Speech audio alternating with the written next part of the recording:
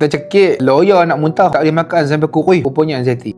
Saya ada pasien seorang makcik berumur 66 tahun. Datang daripada Penang dengan anak dia naik kursi roda. Tak larat. Kurus letih lah. Dia jadi lemah. Tak larat. Dah lama tak boleh makan. Makan muntah. Loya teruk. Angin sendawa teruk. Kepala dia melayang. Berat. Sakit. Leher tegang. Belikat bahu semua sakit. Sakit daripada dada, belakang, mata, lidah, leher, kaki, tangan, lenguh semua. Dia rasa macam angin bergerak. Daripada atas sampai ke bawah tu, lenguh. Habis semua sakit sendi. Perut dia angin, pedih, kembung. Senak tak selesa, jantung berdebar, napas tak puas, risau, gelisah, takut, sedih, otak fikir macam-macam. Dia takut nak makan tapi takut sakit muntah. Dia kata mata dia berat dan panas, tak selesa. Mulut dia kering, mulut dia, lidah pun panas. Tangan dia kebas, ketak, tangan badan semua ketak. Dia naik atas kat ofis saya ni nak baring atas sofa. Tak larat katanya, letih, tak larat lah doktor, kepala pening, tak boleh nak buat apa, berjalan tak boleh, duduk baring macam tu.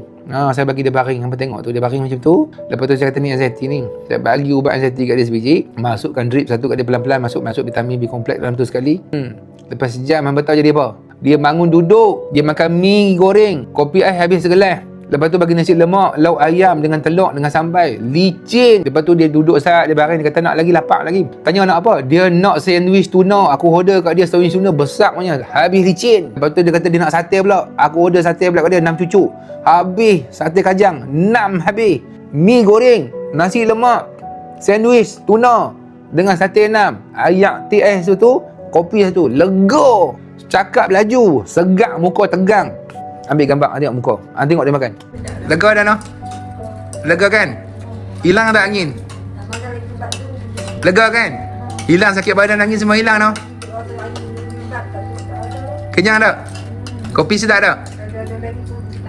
Makan mi habis, nasi lemak habis kan? Alhamdulillah. Sembuh no? Syukur kepada Allah. Tanya apa cik? Nampak tengok dia makan sandwich tu. Oh dia, tak boleh dengan mulut dia gitu. Tengok. Lega dah kata.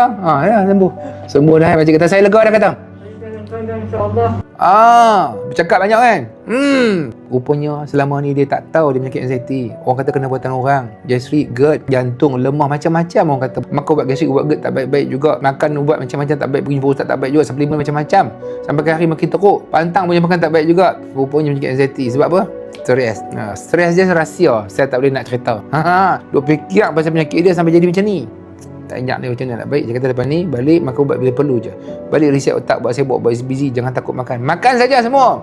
Baik doktor. Ambil gambar. Elok. Hampa bila lagi? Tak tahu hampa duk tercekik tu kan. Anxiety. Salah ubat. Salah diagnosis. Pantanglah sampai kurui. Lagi cepat balik kat mai.